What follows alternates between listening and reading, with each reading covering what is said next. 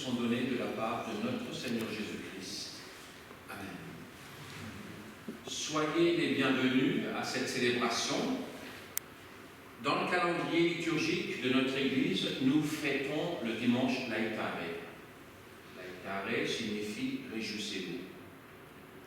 Ça peut être paradoxal, ou peut-être trouvez-vous ça un peu étrange, de se réjouir dans le temps de carême. Mais Laïtare, c'est un peu la pause, la mi-temps dans le temps de carême, et il est appelé aussi la petite Pâque, tout simplement parce qu'il nous invite déjà, en espérance, à lever les yeux vers le matin de Pâques. Réjouissez-vous, faites résonner la joie. Je me réjouis ce matin aussi parce que nous célébrons Laïtare en commun avec la paroisse de Jutz. Soyez les bienvenus, sentez-vous ici comme chez vous. Et puis je me réjouis aussi parce que j'ai l'occasion de célébrer ce culte ce matin avec Florence, ma femme. Le mot d'ordre qui nous est donné pour cette célébration, c'est le passage de Jean 12, verset 24. Si le grain de blé tombé en terre ne meurt pas, il reste seul. Mais s'il meurt, il donne beaucoup de fruits. Moi, j'ai l'habitude de commencer par un petit recentrage. Alors, Lutz connaît, on adhère ou on n'adhère pas. Comme on est enfant de Dieu, donc libre, vous êtes libre de faire ou de ne pas faire, de faire un peu, pas du tout, vraiment. Donc, je vous propose de mettre les pieds bien à plat dans le sol, de retrouver une position plus aérienne, plus ouverte, plus droite, sans y ajouter de contraction. On peut fermer les yeux maintenant, plus tard, pas du tout. Je le redis, sentez vraiment vous libre. Et l'idée, c'est de pouvoir reprendre contact avec le souffle, ce souffle divin qui est en nous et qu'on oublie, en sentant l'air qui entre à l'inspire et le ventre qui se gonfle légèrement et qui ressort à l'expire, le ventre qui rentre tout doucement. Sentir cette vie qui nous a été donnée.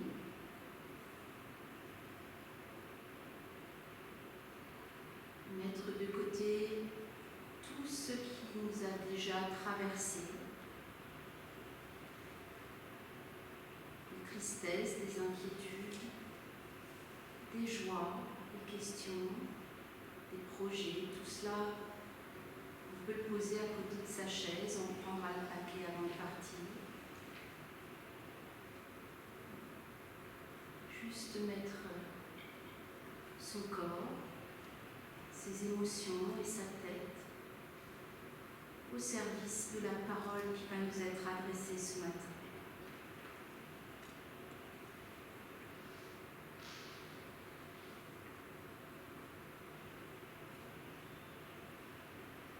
Il a fallu que Dieu vienne en personne nous apprendre le mouvement de l'amour.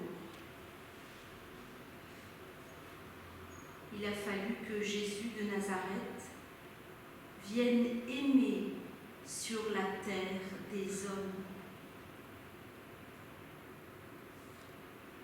De lui, nous avons appris qu'il n'y a d'amour que dans le don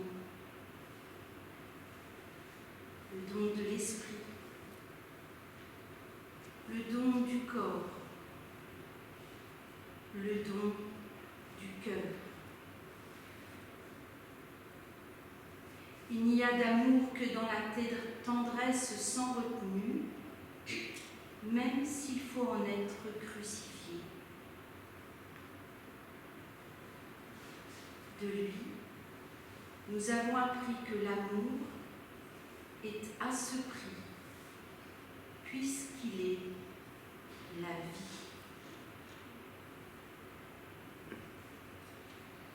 Amen. Qui donc dans le ciel et semblable à toi, nous chantons ensemble la captivité de cet enfant.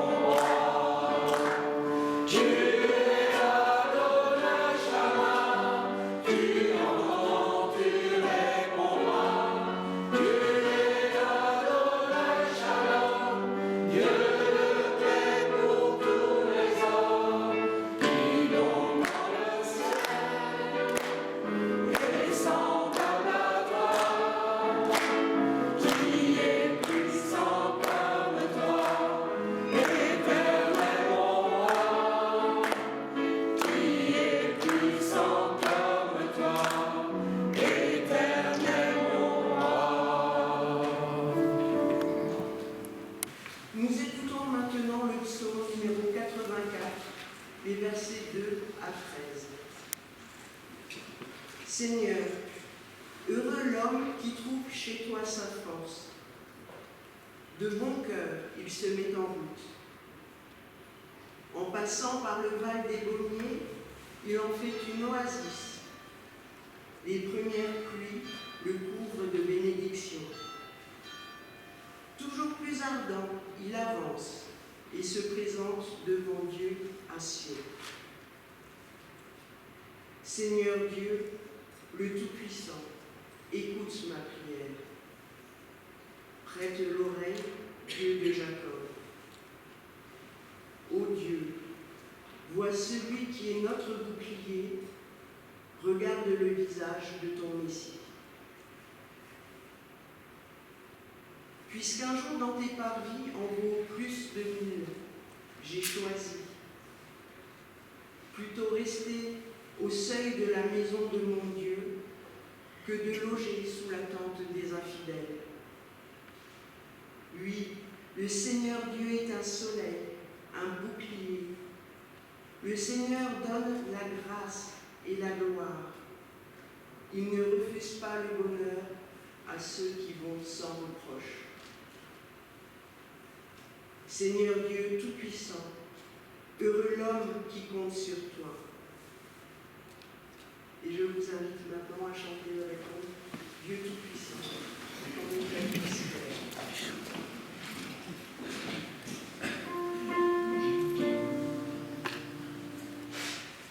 Dieu Tout-Puissant, quand mon cœur considère tout l'univers créé par ton pouvoir, le ciel d'azur, les éclairs de tonnerre, le clair matin ou les ombres du soir, de tout mon être alors c'est un chant, Dieu Tout-Puissant, que tu es grand, de tout mon être alors c'est un chant, Dieu Tout-Puissant, que tu es grand. Prions et demandons humblement à Dieu pardon pour nos fautes et nos erreurs.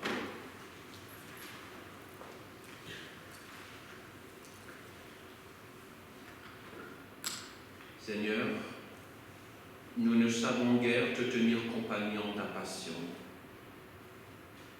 Mais toi, tu sais nous tenir compagnie en nos épreuves.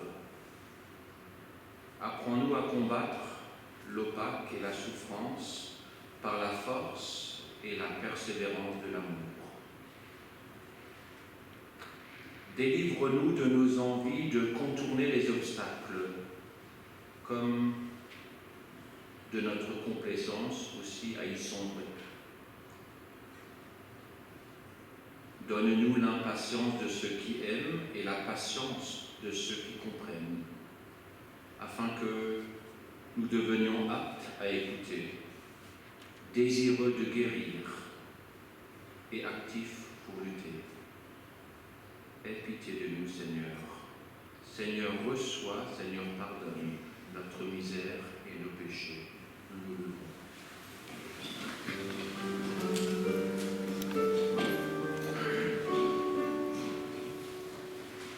Seigneur, reçois, Seigneur, pardonne notre misère et nos péchés, et ce pardon que tu nous donnes, enseigne-nous à le donner. Ô mon Seigneur, mon Dieu, mon roi, aie pitié de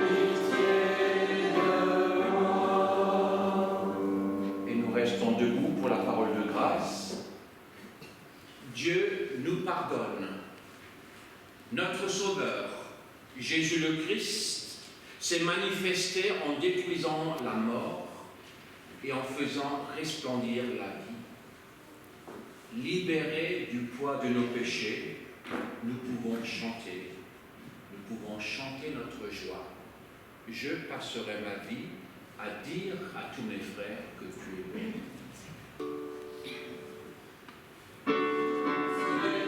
Et à dire à tous mes frères que tu es bon.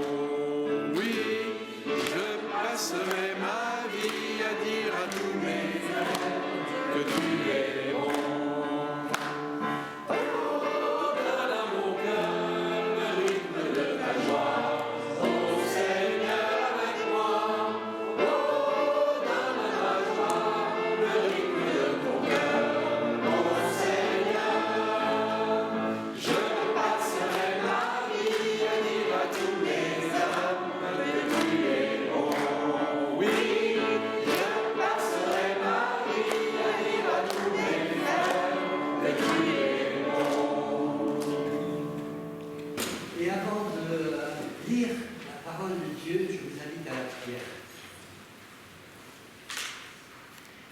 Seigneur Dieu, comme le vin est confié à la terre, tu as donné ton Fils, parole et pain de vie pour le monde. En lui, tu nous révèles l'abondance de ta grâce. Fortifie-nous à ton service. Affermis notre courage dans les difficultés du temps présent. Par Jésus-Christ, ton Fils, notre Seigneur, qui vit et règne avec toi, le Père et le Saint-Esprit, un seul Dieu, pour les siècles des siècles. Amen. La première lecture se trouve dans l'Ancien Testament, dans Ésaïe 54, les versets 7 à 10. C'est Dieu qui parle. Pour un petit moment, je t'ai abandonné, mais avec beaucoup de tendresse, je vais te rassembler. Dans le déchaînement de mon indignation, je t'ai caché ma face pour un petit moment. Mais dans mon amour éternel, j'ai de la tendresse pour toi. C'est là ce que déclare ton libérateur, l'Éternel. Car il en est pour moi comme au temps de Noé. J'avais juré alors que les eaux du déluge ne submergeraient plus la terre. De même, je fais serment de ne plus m'irriter contre toi et de ne plus t'adresser de reproches.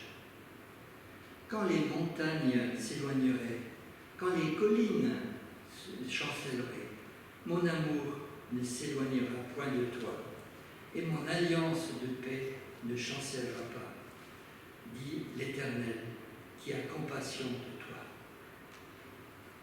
La lecture de l'Épître se trouve dans 2 Corinthiens, au chapitre 1, les versets 3 à 7. Bénissons Dieu qui nous réconforte.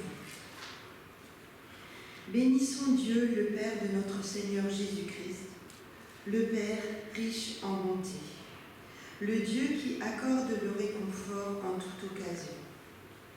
Il nous console dans toutes nos détresses, afin que nous puissions réconforter ceux qui passent par toutes sortes de détresses, en leur apportant la consolation que nous avons nous-mêmes reçue de lui.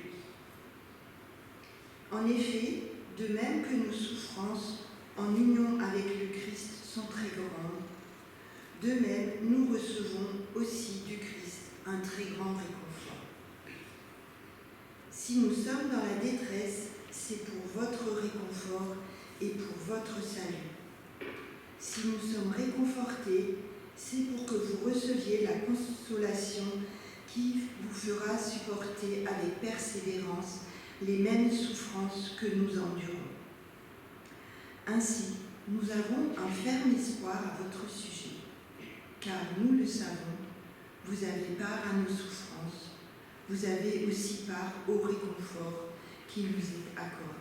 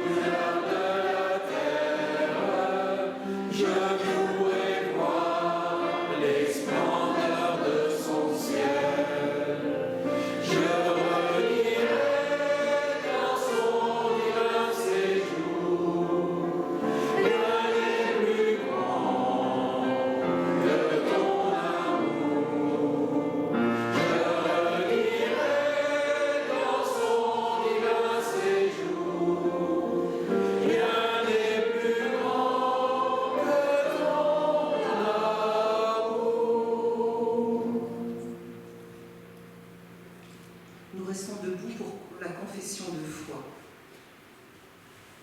Quand la vie me fait peur, avec son cortège de changements, de bouleversements, d'inconnus, tu me dis confiance. Quand j'ai mal dans mon corps touché par la maladie, que la souffrance et la peine me rendent prisonnier découragé, tu me dis confiance. Quand l'envie me prend de baisser les bras, lassé par les combats, usé par les échecs, tu me dis confiance. Quand la violence semble le seul message possible, le chacun pour soi la seule réponse, tu me dis confiance. Quand le sourire apparaît, la main se tend, le cœur s'ouvre, ton royaume est partagé, tu me dis confiance. Quand les montagnes s'éloigneront.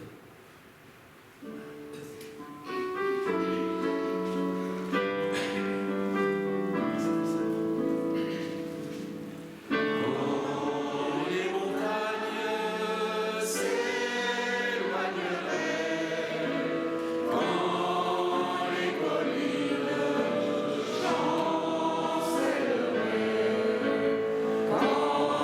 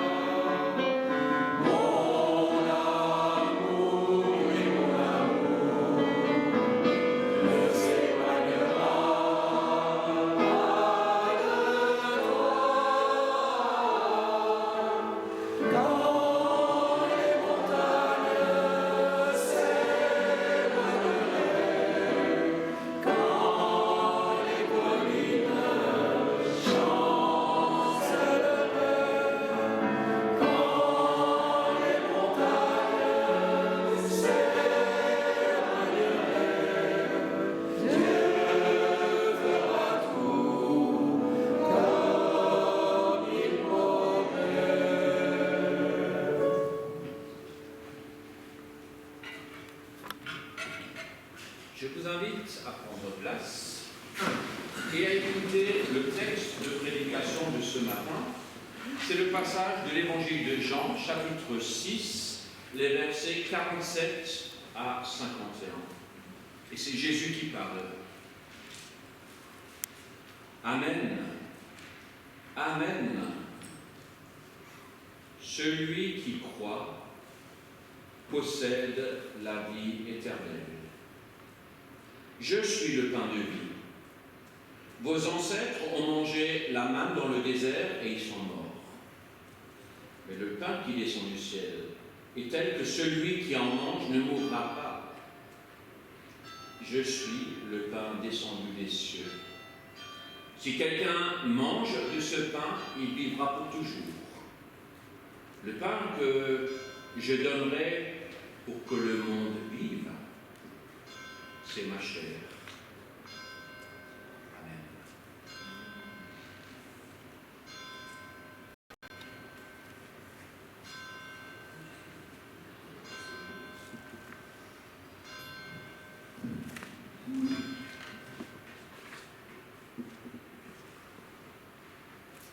Est-ce que tu peux me relire le premier verset du texte? D'accord, je sais que tu n'entends pas bien. Amen, amen, je vous le dis, celui qui croit a la vie éternelle. Tu trouves pas ça bizarre? Généralement, le mot amen, ça termine plutôt un passage, comme dans Notre Père, où chacun, quand on prie, on termine par amen. Oui, c'est vrai. Ici, nous constatons que le mot commence un développement. Alors, ça voudrait dire que le mot amen n'est en fin de compte pas un point qui termine une phrase. Alors, du coup, qu'est-ce que ça peut signifier quand il est au début d'une prise de parole? Amen est un mot hébreu, araméen, que l'on pourrait traduire en vérité. D'ailleurs, si vous lisez le texte à la maison, vous n'aurez peut-être pas cette traduction Amen, Amen, mais vous aurez en vérité, je vous le dis. On peut le traduire aussi par ainsi soit-il, ou qu'il en soit ainsi. Ainsi soit-il, met l'accent sur l'instant présent. Qu'il en soit ainsi concerne ce qui est à venir, ce qui n'est pas encore accompli. Amen renforce aussi ce qui a été dit ou ce qui va être dit. C'est comme si je disais, c'est vrai. Je le dis et je le souhaite de tout mon cœur. Ou encore, je me porte garant de ce qui a été dit, de ce qui est dit ou de ce qui va être dit. C'est comme un roc posé que rien ne peut ôter ou déplacer. C'est comme quelque chose qui est enraciné, profondément enraciné. Et l'homme qui dit Amen, c'est un homme qui est digne de foi. Il garantit le sérieux de son sermon ou le sérieux de ce qu'il a dit ou de ce qu'il a prié.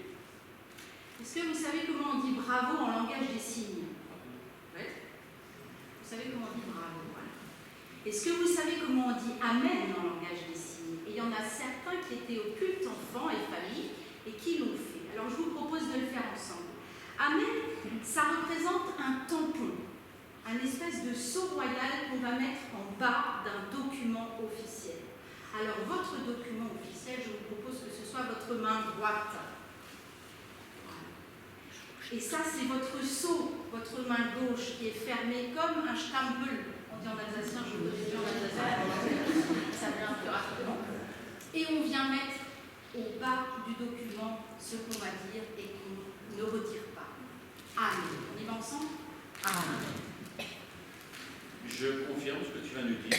Je suis donc le sceau de ma femme. C'est pas vrai, ça. Et lorsque Dieu dit Amen, il affirme l'infaillibilité de sa promesse.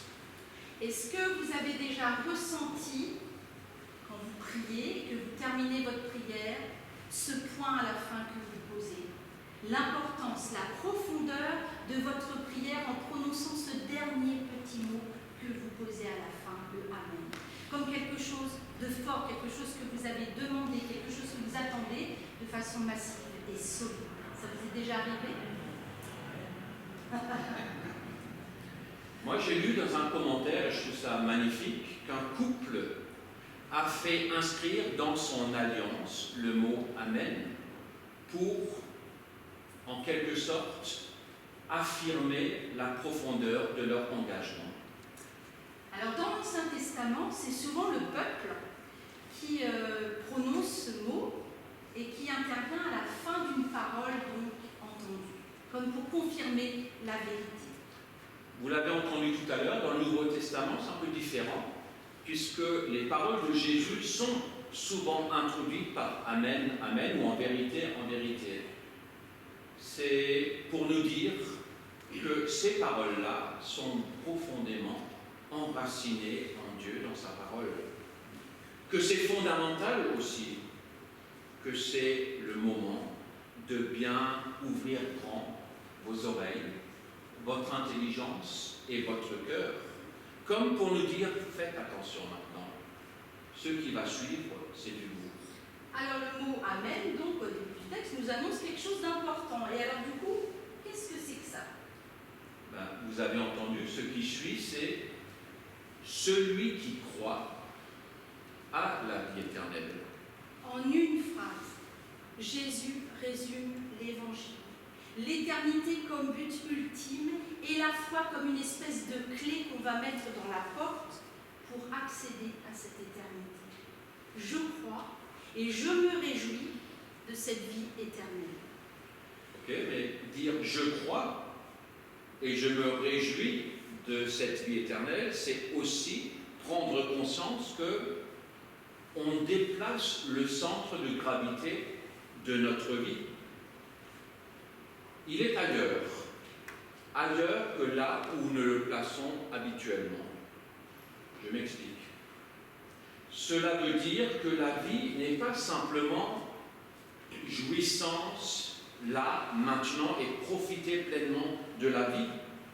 Il y a quelque chose d'autre qui nous est proposé, qui nous est offert. Franchement, ça peut aussi faire peur, parce que c'est le genre de discours qu'on entend prononcé par les gens fanatiques.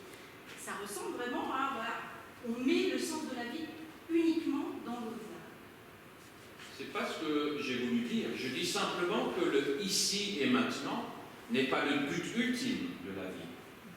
La vie éternelle, que l'on pourrait traduire aussi par la vie en plénitude, la vie pour toujours, est une vie qui commence par la foi, ici et maintenant, pour ceux en tout cas qui croient et qui espèrent.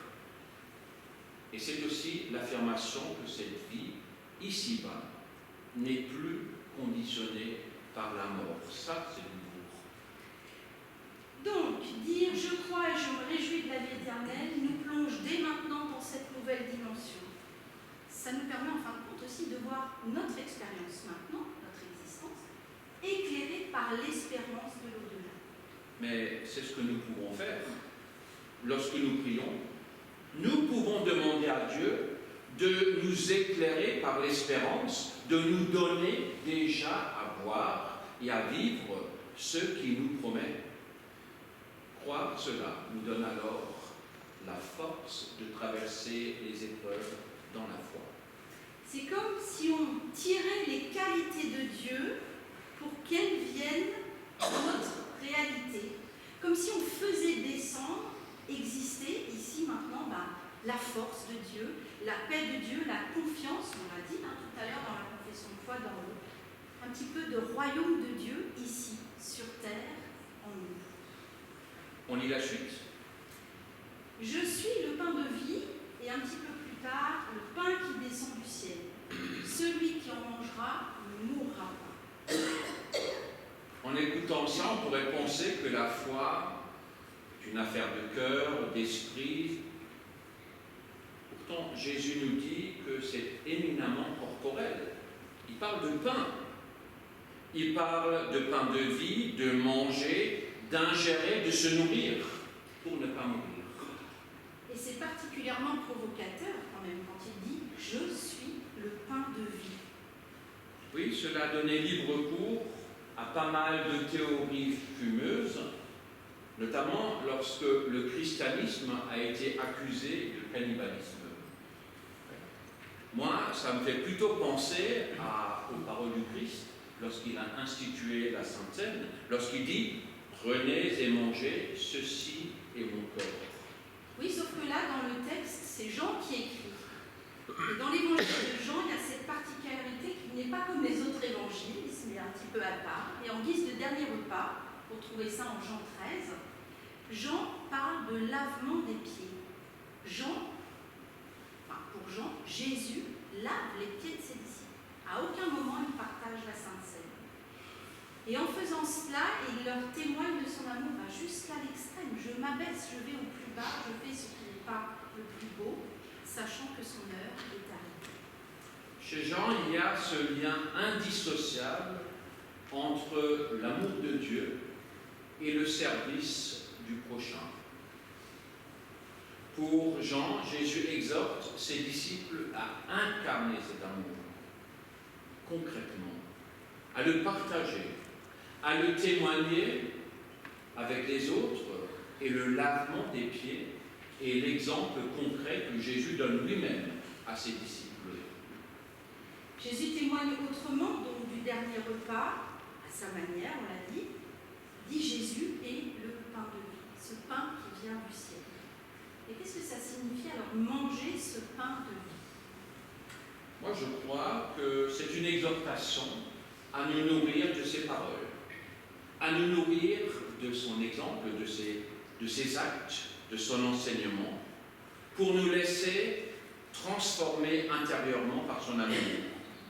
C'est une invitation à le suivre, le plus possible. Une invitation à prendre au sérieux son chemin de croix. C'est donné sur la croix, il a été rompu pour nous, et surtout quand il a été crucifié et ressuscité, il s'est fait reconnaître par ce pain rompu.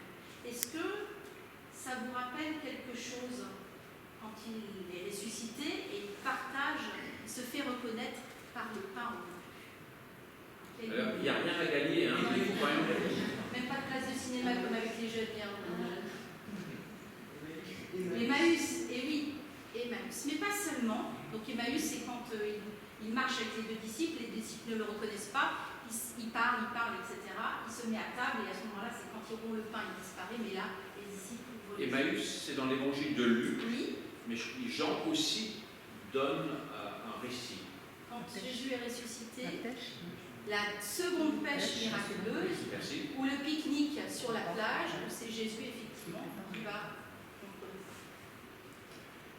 Jésus est donc ce pain rompu qui a offert sa vie sur la croix, et dans sa résurrection, il offre une espérance d'une vie qui n'est plus déterminée par la mort.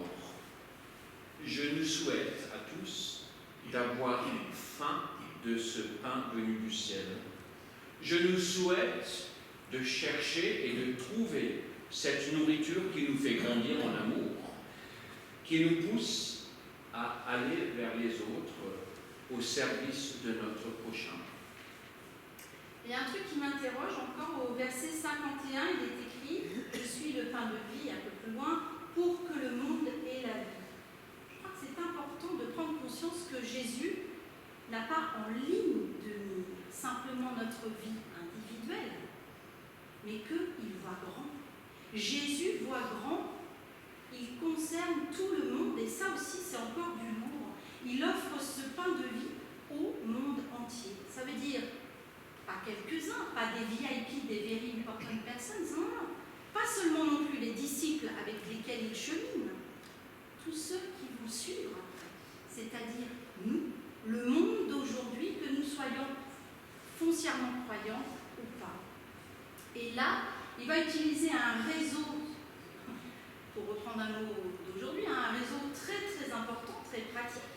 C'est qu'il va voir ses disciples et puis il va leur dire « Donnez-leur vous-même à manger ». Là aussi, ça vous rappelle un passage biblique, « Donnez-leur vous-même à manger ». C'est quand il y a plein de monde et ils ont quelques pains, quelques poissons, il y a 3 fois rien dans la besace, et les disciples qui, au départ, ne pensent pas que c'est possible, vont nourrir ces hommes et ces femmes. 5000 personnes quand même. Hein. C'est pas femmes et des enfants. Et les ados qui mangent beaucoup. Et simplement avec quelques pains et quelques poissons. Il y a dans la prédication de Jésus non seulement l'exhortation à vivre concrètement cet amour au quotidien, cette éternité dans notre réalité, mais il y a aussi cette exhortation à sortir de nos zones de confort. Ça veut dire pas simplement se préoccuper de sa propre vie, de son propre salut, mais aller vers les autres et les nourrir de cet amour et partager avec eux cette espérance. Si nous recevons ce pain spirituel le dimanche matin dans nos communautés, nous sommes encouragés à le redistribuer tout au long de la semaine, là où Dieu nous place. La famille, le voisinage, le travail, la vie associative, partout où Dieu nous place. Car le pain de vie nourrit. Tu fais quoi là? Et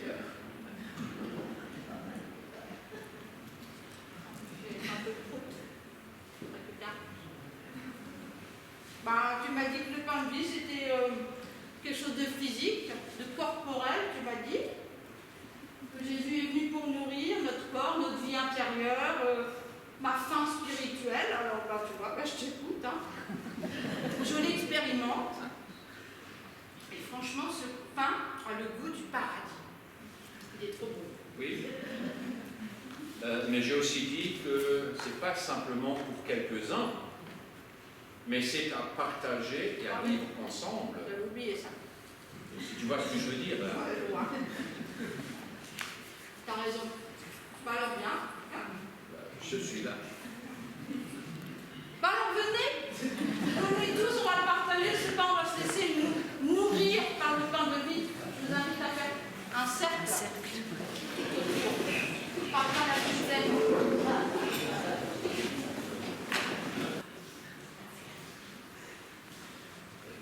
Alors, sentez-vous libre, soit de rester assis, soit si vous préférez ne pas communier, ça vous sonne à moi, et de faire partie du cercle, il n'y a aucun souci. Seigneur, tu rassembles autour de ta table tous ceux qui cherchent à te suivre sur le chemin. Tu nous accueilles avec nos doutes, notre finitude, nos trésors, nos joies.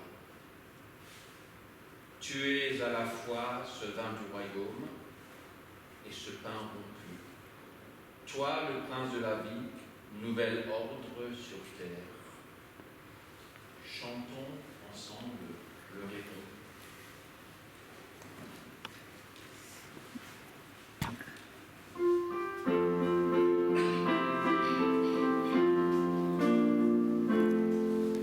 Le Seigneur nous a aimés comme on n'a jamais aimé. Son amour était si grand qu'il en eut sur une croix. Son amour était si fort qu'il triompha de la mort. Il sortit de son tombeau libre et vainqueur. C'est mon corps, prenez et mangez. C'est mon sang, prenez et buvez, car je suis la vie et je suis l'amour. Ô Seigneur, emporte-nous dans ton amour.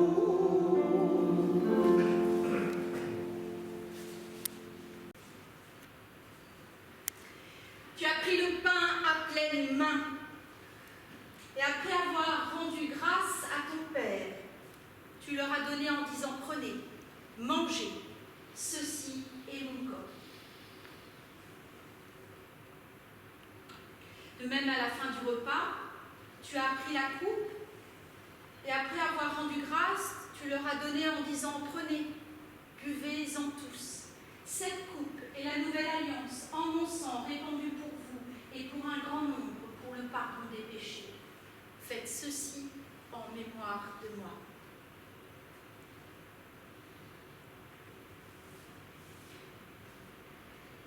Seigneur, nous voulons manger ton pain de la communion et boire à la coupe de l'amour inconditionnel. Oui, nous ne voyons que de façon incomplète, mais que par ton esprit, ce pain et ce vin deviennent signe de ton royaume, signe de ta présence, signe du ciel. Que nous puissions en vivre. Voyez, vous qui cherchez, voyez, tout est prêt.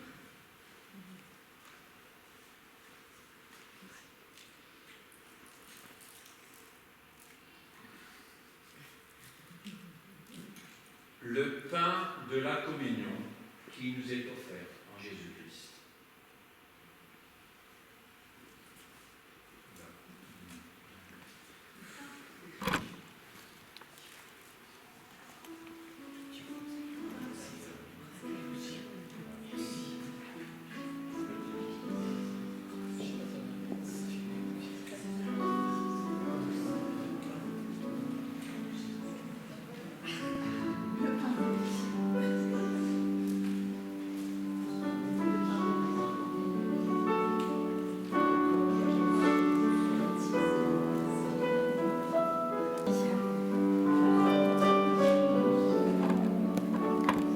Pain de vie.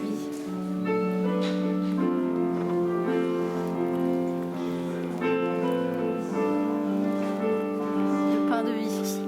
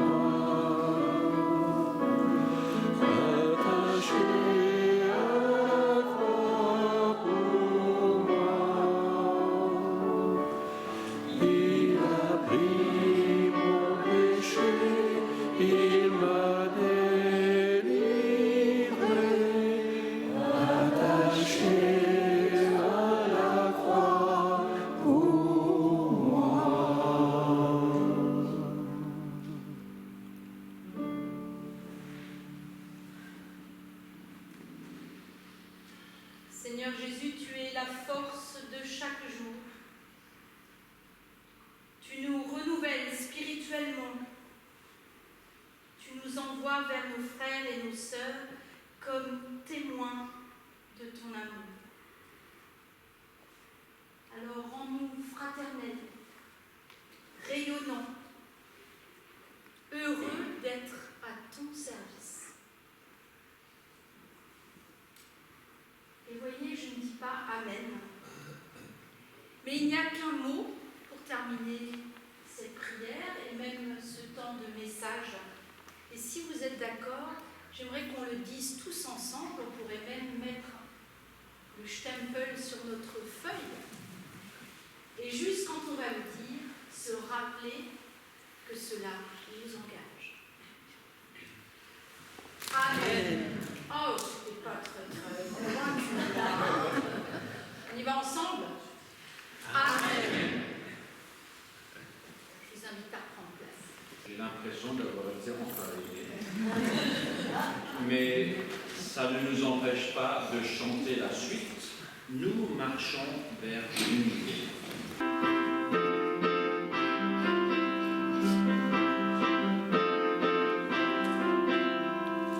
Nous marchons vers l'unité, nous marchons vers l'unité, l'unité de tous les hommes. Dans le fond de mon cœur, je sais que Dieu le Seigneur, avec lui nous rassemblera.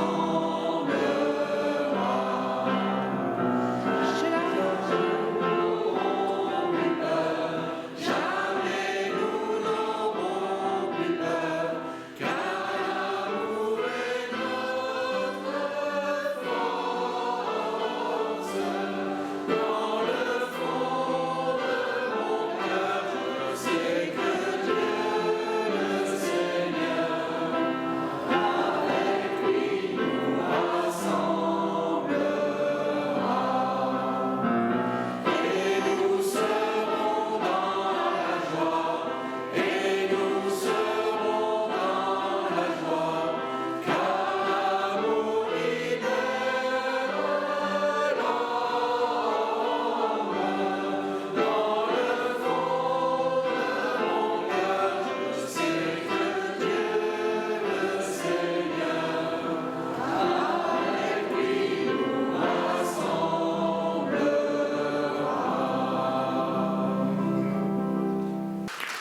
Il faudra venir à la confirmation. Il ne faut pas dire ah oui, on laisse la place aux gens, aux familles, etc. Non, non, il faut vraiment venir encourager les jeunes.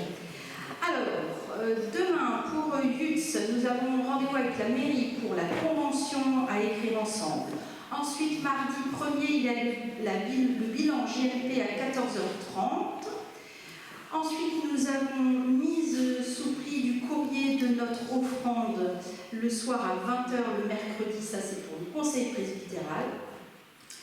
Et puis, là aussi, quelque chose à porter. Jeudi 3 avril, nous sommes certains, là ici, ils sont là, nous allons aller à Montmédy, puisque je suis aumônier de prison dans la Meuse, et nous sommes 4 à y aller, et nous allons fabriquer avec les détenus un jardin de Pâques. Pour ceux qui ne savent pas, je vous laisse aller voir sur internet, c'est vraiment sympa et ça peut se faire à la maison, ça peut se faire avec les enfants, les petits-enfants, c'est super et ça pousse et à Pâques, vous avez un jardin fleuri, c'est vraiment très très chouette. Donc on va le faire avec eux. Alors le but, c'est pas simplement de faire le jardin de Pâques avec eux, le but c'est qu'est-ce que je vais laisser dans le tombeau, quelle mort je vis, j'ai vécu, et qu'est-ce que lorsque je vais revenir avec le jardin de Pâques, qu'est-ce qui a fleuri dans ma vie de nous, qu'est-ce qui est ressuscité. Voilà. Ça, ce sera pour un peu plus tard. Samedi, nous avons journée consistoriale de Moselle à Ars, c'est ouvert à tous. Et puis dimanche, chez nous, nous avons un culte habituel à 10h. Ce sera sans moi, parce que moi, je serai à faire 3 baptêmes, ça aussi on peut s'en réjouir, à Courcelles. Voilà, une famille avec les cousins, c'est la tribu, et donc ils ont demandé le baptême.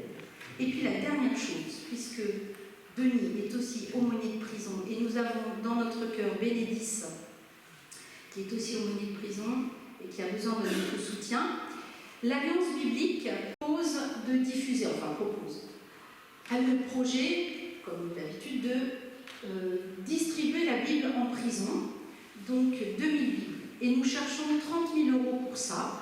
Et donc, si vous avez envie de faire un don pour que la parole traverse les murs et traverse les lits et traverse toutes les morts, eh bien, n'hésitez pas. Sur le site, vous avez la possibilité de faire un don. Donc, voilà.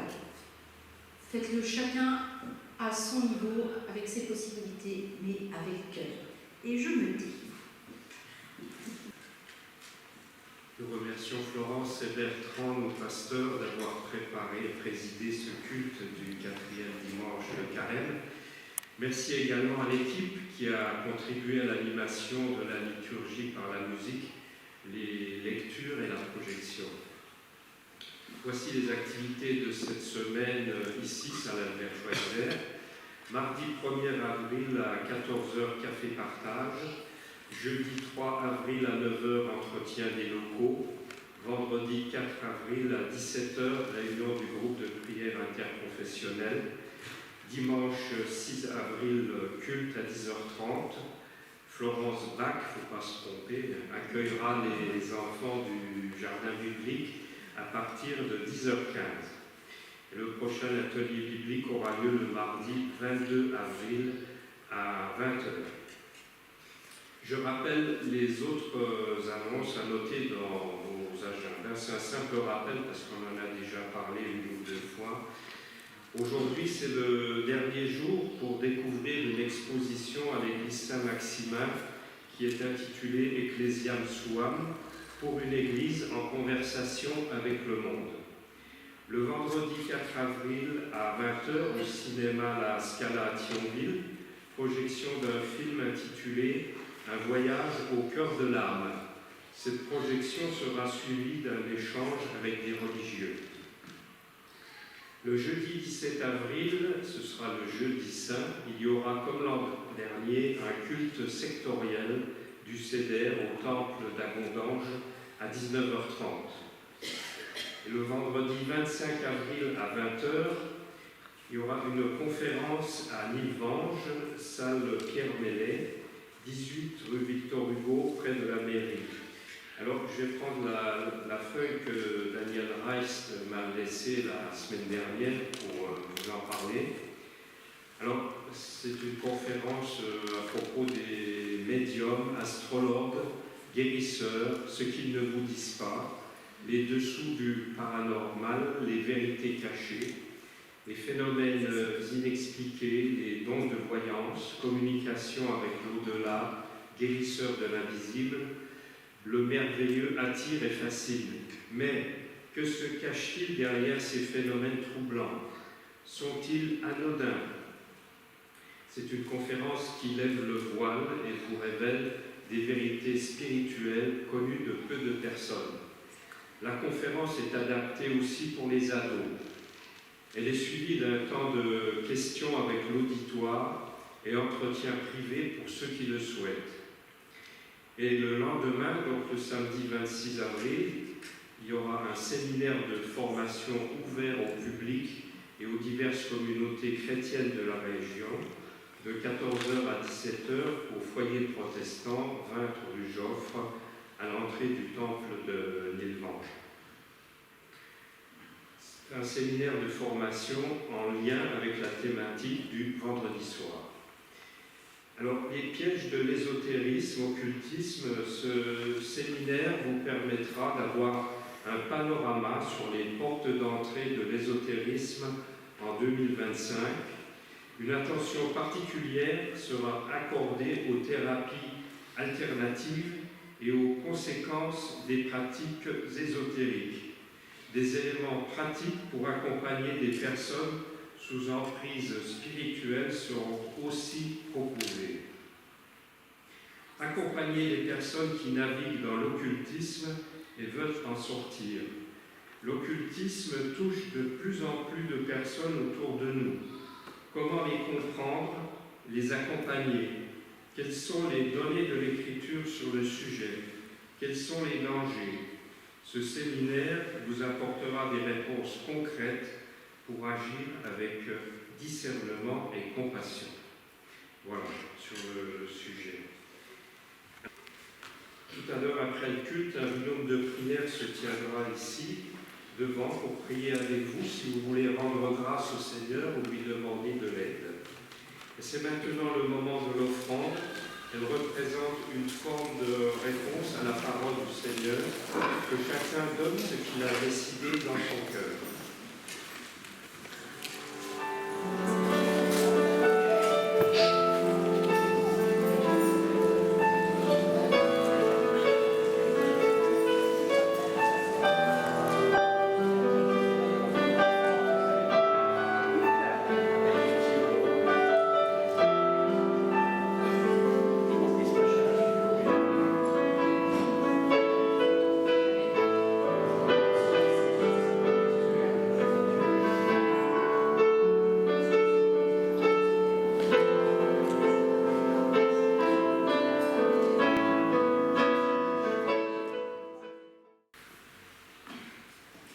Je vous invite à la prière.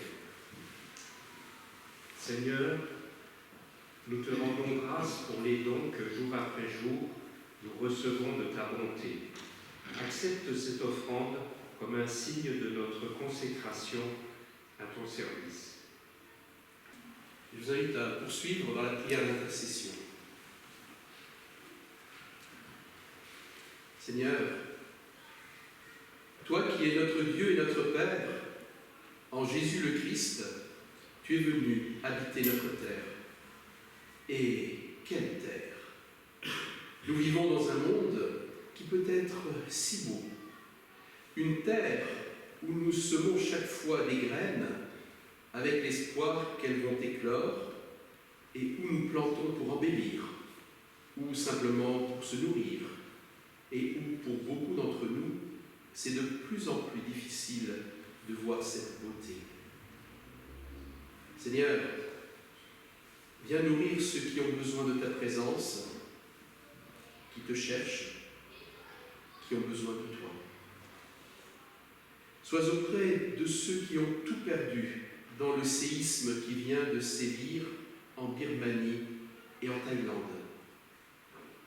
Perdu un être cher, perdu ce qu'ils aimaient, perdu leur maison, richesse de toute leur vie. Seigneur, dans le silence de la compassion, nous te les remettons.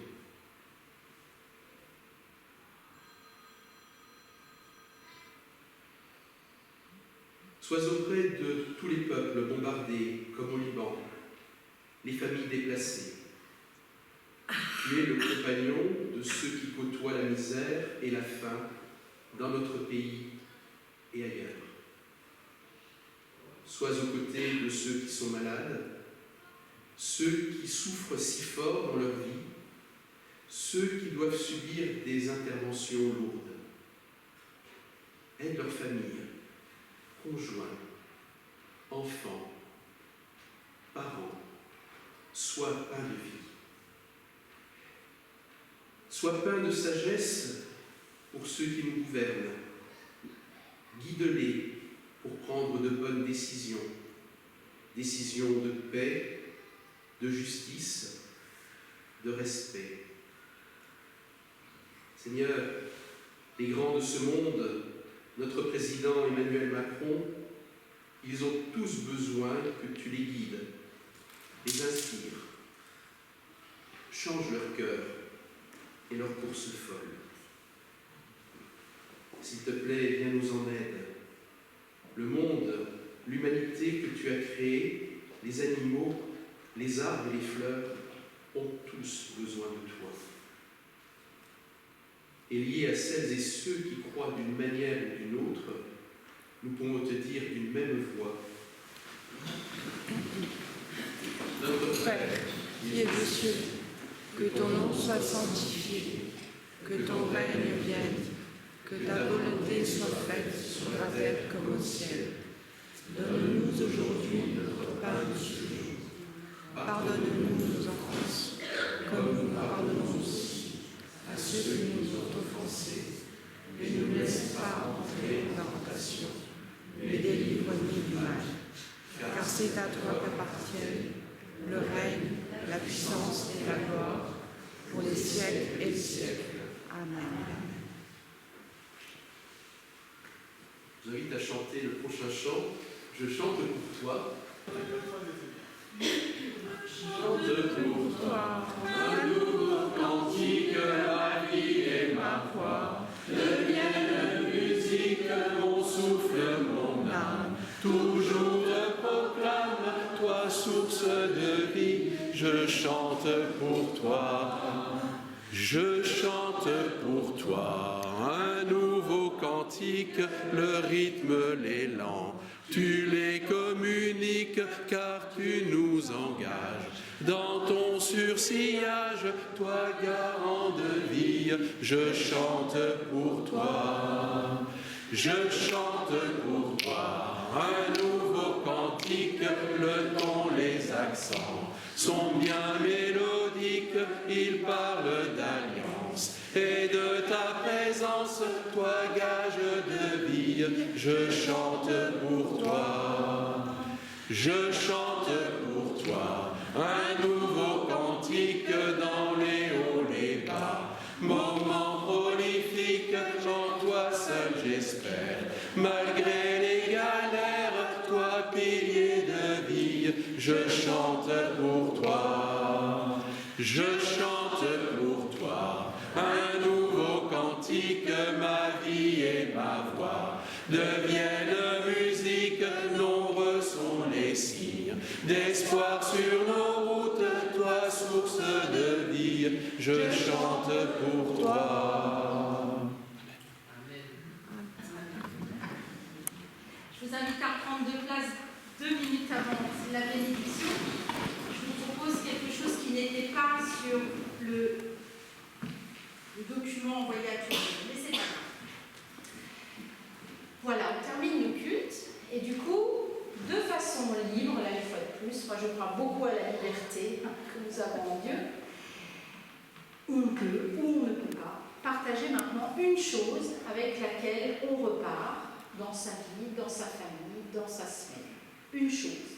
Donc on ne fait pas de grand développement, mais une chose qu'on a entendue, qu'on a reçue ce matin, voilà, qui a envie de s'y lancer. Avec quoi repartez-vous dans votre besace de vie? Le partage. Tout le monde a entendu? Autrement, sinon vous faites ça et je fais l'écho.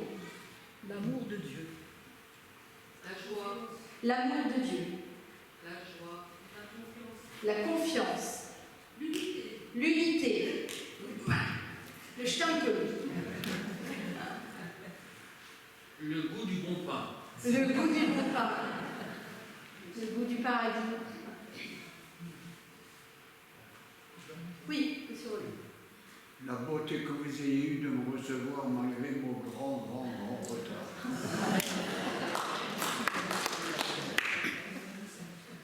L'unité. L'unité. La joie. La joie. La fraternité. La confiance. La spontanéité. Est-ce que j'oserais aller titiller les plus jeunes? Ah, elle est pénible, hein. Avec quoi repartez-vous les plus jeunes? Dieu nous libère. Dieu nous libère. Je suis un des plus jeunes. Je n'ai jamais senti qui ont vu des youths aussi fortement réunis. Alléluia. Ça doit être la faute des pasteurs.